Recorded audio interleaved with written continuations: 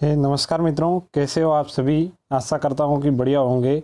देखिए मित्रों, आज अपन पढ़ने जा रहे हैं राजस्थान एवं दिल्ली सल्तनत। कक्षा 7 के इतिहास का चैप्टर है राजस्थान एवं दिल्ली सल्तनत।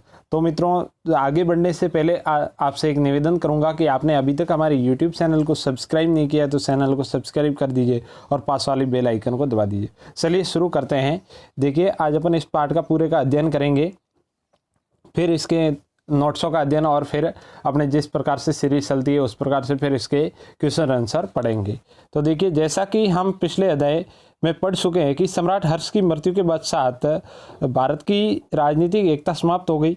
भारत विभिन्न भागों में स्वतंत्र राज्य बन गए। भारत के विभिन्न भागों में नए नए राज्यों में अपनी प्रभुता स्थापित करने के लिए संघर्ष छिड़ गया। इस कारण भारत राजनीतिक और सैनिक दृष्टि से कमजोर हो गया। इस राजनीतिक अस्थिरता का लाभ उठाकर बाहरी आक्रमणकारियों ने भारत पर हमले किए। तुर्की आक्रमणकारियों में गजनी के मोहम्मद गजनवी ने भारत पर 17 बार आक्रमण किए। इन आक्रमणों में महमूद ने मंदिरों को तोड़ा और भारत से अपार धन संपत्ति को लूटकर ले गया।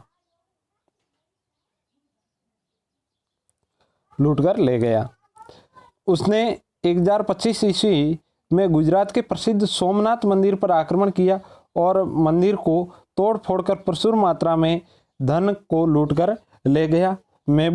महमूद के आक्रमणों से भारत की संस्कृति के प्रतीक कई मंदिर और स्मारक नष्ट हो गए। देखो, ये महमूद गजनवी जो गजनी से आया था, इसने गुजरात के सोमनाथ मंदिर पर आक्रमण किया। इस प्रकार मतलब कई बार आक्रमण किया भारत पर। इसने भारत की जो सभ्यता और संस्कृति को इसने ठेस पहुंचाया। आगे है, महमूद गजनवी के बाद गौर प्रदेश के मोहम्मद गौरी ने भारत पर आक्रमण किए और भारत में मुस्लिम साम्राज्य की स्थापना का बीजारोपण किया। जैसा कि अपन पढ़ते हैं कि 1192 में तराइन के द्वितीय युद्ध में जब पृथ्वीराज तृतीय हार गए थे, उस समय से मतलब मुस्लिम साम्राज्य की स्थापना का बीजारोपण हो गया था। गौरी ने भारत में कई लड़ाइयाँ लड़ी, परंतु उसके अजमेर के शासक पृथ्वीराज चौहान के साथ लड़े गए तराइन के युद्ध महत्वपूर्ण रहे। तराइन के प्रथम युद्ध में गौरी बुरी तरह पराजित हुआ और भाग गया, किंतु तराइन के दूसरे युद्ध में पृथ्वीराज चौहान हार गया। भारत के इतिहास में ये एक निर्णायक युद्ध था। इस युद्ध के बाद विदेशी आक्रमणकारी तुर्कों को भारत में शासन एवं सत्ता प्राप्त करने का अवसर मिल गया। भारत में गौरी का अंतिम अभियान 1206 ईस्वी में खोखरों के विरुद्ध रहा। देखो, ये कई बार पूछा गया, गौरी का अंतिम अभियान किसके विरुद्ध रहा? खोखरों के विरुद्ध 1206 ईस्वी में। ये अभियान समाप्त कर गौरी जब लौट रहा था तो झेलम नदी के किनारे खोखरों ने उसकी हत्या कर दी थी। मोहम्मद गौरी के कोई पुत्र नहीं था। अचानक मृत्यु से उसके सेनापतियों और सूबेदारों में सत्ता प्राप्ति के लिए संघर्ष शुरू हो गया। इस संघर्ष में गौरी का गुलाम एवं सूबेदार कुतुबुद्दीन ऐबक विजय हुआ। इसके बाद भारत में मुस्लिम साम्राज्य की स्थापना हो गई, मुस्लिम शासन की स्थापना हो गई। दिल्ली सल्तनत की स्थापना 1206 ईस्वी में हुई और 1526 ईस्वी में हुए पानीपत के प्रथम युद्ध में इब्राहिम लोदी की पराजय तक ये सल्तनत राज चला। देखिए, 1206 ईस्वी से लगाकर 1526 ईस्वी के बीच ये सल्तनत राज भारत में चला। इस दौरान विभिन्न राजवंशों ने दिल्ली पर राज किया, जिसमें दास वंश, खिलजी वंश, तुगलक वंश, सैयद वंश और लोधी वंश प्रमुख हैं। इन वंशों को राजस्थान से निरंतर चुनौती मिलती रही। देखिए, अपन दिल्ली सल्तनत और राजस्थान के बारे में पढ़ रहे हैं, तो राजस्थान का क्या रोल रहा वो अपन पढ़ रहे हैं। देखिए, पहले है अमीरदेव चौहान। अमीरदेव रणथंभौर के चौहान शासकों में सर्वाधिक महत्वपूर्ण शासक था। रणथंभौर के शासक थे ये। इनके बारे में हमें नयन चंद्र सूरी कृत अमीर महाकाव्य, देखो अमीर महाकाव्य की रचयिता कौन है? नयन चंद्र सूरी। जोधराज कृत द्वारा अमीर रासो और आदि ग्रंथों से इनके बारे में जानकारी मिलती है। 1282 ईस्वी में अपने पिता जैतर सिंह को जीवित रहते हुए गद्दी पर बिठा दिया था। अपने पिता इनके अमीरदेव के पिताजी का नाम जैतर सिंह था। जैतर सिंह जब जीवित थे तभी इनको गद्दी पर बैठा दिया था। अमीर महत्वाकांक्षी शासक था। उसके गद्दी पर बैठने के समय दिल्ली में अराजकता फैली हुई थी। ऐसी स्थिति में दिल्ली के शासकों की ओर से निश्चित होकर अमीर ने अपनी विजय यात्रा प्रारंभ की। उस समय देखो दिल्ली में अराजकता फैली हुई तो अमीर अपने साम्राज्य को बढ़ाने में लगा हुआ था। 1291 ईस्वी से पूर्व तक दिग्विजय करके अपनी सीमा एवं शक्ति की अभिवृद्धि कर ली थी। उसने कई राज्यों को जीतकर अपने साम्राज्यों का अंग बनाया और कई राज्यों को केवल कर ही लिया। देखो कई राज्यों से कर लिया, सिर्फ कर लिया और टैक्स लिया, और कई राज्यों को अपने राज्य के अंदर मिला लिया। अमीर ने भीमरस के शासक अर्जुन, धार के परमार शासक और मेवाड़ के समर सिंह को हराकर राजस्थान में अपना दबदबा स्थापित कर लिया। मेवाड़ के बाद वह आबू, वर्धनपुर जिसको काठियावाड़ बोला जाता है अभी, पुष्कर, संपा, त्रिभुवनगिरी होता हुआ स्वदेश लौटा। इन विजयों से राजस्थान में रणथंभौर के सोआनों की राजनीतिक प्रतिष्ठा बढ़ गई। अमीर के बढ़ते कद के कारण खिलजी वंश का संस्थापक जलालुद्दीन खिलजी रणथंभौर की ओर आकर्षित हुआ। 1291 में जलालुद्दीन ने जाहिन दुर्ग पर आक्रमण कर उस पर अधिकार कर लिया और दुर्ग की शिल्पकला और मंदिरों को काफी क्षति पहुंचाई। इस जीत के बाद जलालुद्दीन रणथंभौर की ओर बढ़ा। अमीर ने दुर्ग में रसद आदि का प्रबंधन कर सुरक्षा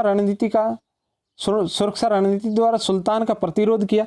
देखो जिस समय 1291 में जलालुद्दीन खिलजी जाहिन दुर्ग, जो एक प्रकार से मतलब रणथंभौर दुर्ग की कुंजी मानी जाती थी, जाहिन दुर्ग को विजयी करते हुए रणथंभौर की ओर बढ़ा, तो अमीर दो को पहले से ही पता चल गया था कि जलालुद्दीन आक्रमण करने वाला है, तो उसने पहले से ही अपने रसद सामग्री का इंतजाम कर लिया था। जलालुद्दीन को इस आक्रमण में काफ़ी दिनों तक प्रयास करने के बाद भी सफलता नहीं मिली, तो उसे युद्ध बंद करके वापस दिल्ली लौटना पड़ा। सुल्तान के दिल्ली लौटते ही अमीर ने जाहिन पर पुनः अधिकार कर लिया। 1292 ईस्वी में जलालुद्दीन फिर रणथंभौर को जीतने का प्रयास किया, किंतु वह सफल नहीं हो सका। देखो जलालुद्दीन खिलजी 2 बार आक्रमण किया था चित्तौड़ पर, लेकिन वो सफल नहीं हो सका। 1296 ईस्वी में अपने शासक जलालुद्दीन की हत्या कर अलाउद्दीन खिलजी दिल्ली का सुल्तान बना। अलाउद्दीन अत्यंत महत्वाकांक्षी शासक था, संपूर्ण भारत को जीतने की लालसा रखता था। दिल्ली के निकट सामरिक महत्व के रणथंभौर के अभेद दुर्ग को जीतने के लिए अलाउद्दीन खिलजी लालायित था। जिस प्रकार से जो रणथंभौर के दुर्ग की अपन लोकेशन देखें, उसका पर्यावरण देखें, आसपास का वातावरण देखें, तो ऐसे लगता है कि दूर से ये किला दिखाई नहीं देता, तो मतलब सुरक्षा की दृष्टि से बहुत ही महत्वपूर्ण था, इसलिए अलाउद्दीन खिलजी इसको जीतने के लिए लालायित हुआ करता था। अमीर ने सुल्तान के कुछ शत्रुओं को भी अपने यहाँ पर शरण दे रखी थी, इससे अलाउद्दीन बहुत क्रोधित हुआ। देखो अलाउद्दीन खिलजी के विरोधी जो थे उनको यहाँ पर अमीर ने शरण दे रखी थी, जिससे अलाउद्दीन खिलजी क्रोधित हो रखा था। देखो रणथंभौर पर आक्रमण करता है। रणथंभौर पर सुल्तान के आदेश पर उलुग खां और नुसरत खां जो सेनापति थे अलाउद्दीन खिलजी के, सेना लेकर रणथंभौर की ओर बढ़े। दोनों की संयुक्त सेना ने जाहिन की ओर से रणथंभौर पर आक्रमण किया। सेना ने आसानी से जाहिन पर अधिकार कर लिया और जी भरकर नगर को लूटा। अमीर के आदेश पर राजपूती सेना जाहिन की ओर बढ़ी तथा तुर्की सेना को खदेड़ दिया।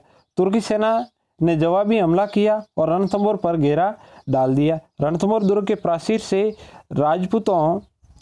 राजपूती सेना के प्रहारों से नुसरत खां बुरी तरह घायल हो गया और मारा गया।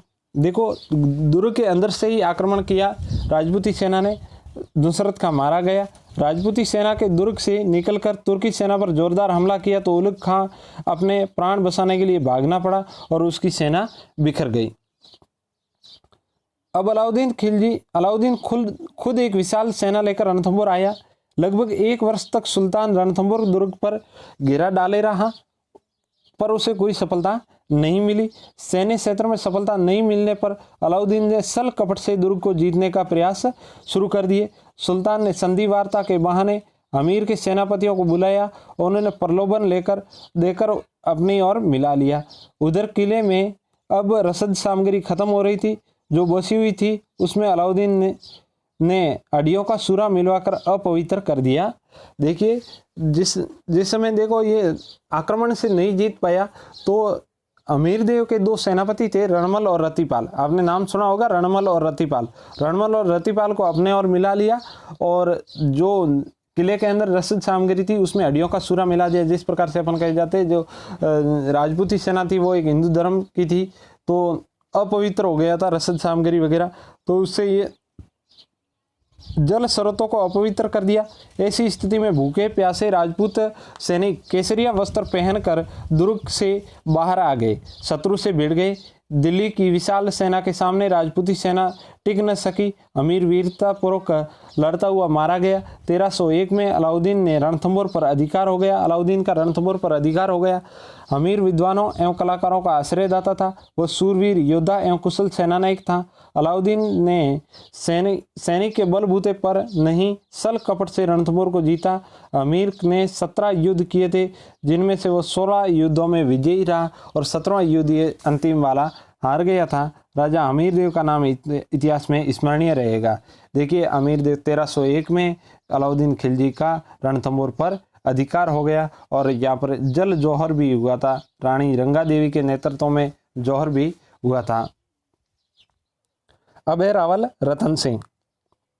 रावल रतन सिंह 1302 में रावल रतन सिंह मेवाड़ की राजधानी चित्तौड़ के राज सिंहासन पर बैठा।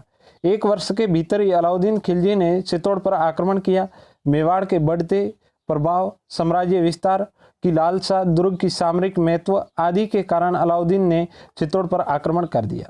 अलाउद्दीन एक विशाल सेना के साथ दिल्ली से रवाना हुआ और चित्तौड़ के समीप गंभीरी और बेड़स नदियों के किनारे अपना सैनिक शिविर स्थापित किया। जैसा कि अपने को पता है चित्तौड़ का जो दुर्ग है वो गंभीरी एवं बेड़स नदी के किनारे पर है, वहां पर अपना डेरा डाल दिया।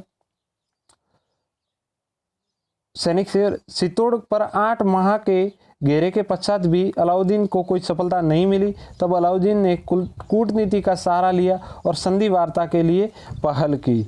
संधि वार्ता के दौरान रतन सिंह से बातचीत करते हुए अपने पड़ाव तक ले गया एवं उसे कैद कर लिया गया। गोरा और बादल के प्रयासों से रतन सिंह अलाउद्दीन की कैद से मुक्त हुए और वे पुनः किले में आ गए। गोरा और बादल के प्रयासों से अब युद्ध अवश्यंभावी हो गया। अतः दोनों के मध्य भीषण युद्ध हुआ। किले के भीतर रसद सामग्री खत्म हो गई थी। राजपूती सेना के लिए किले के भीतर से निकलकर शत्रु की सेना पर टूट पड़ना आवश्यक हो गया था।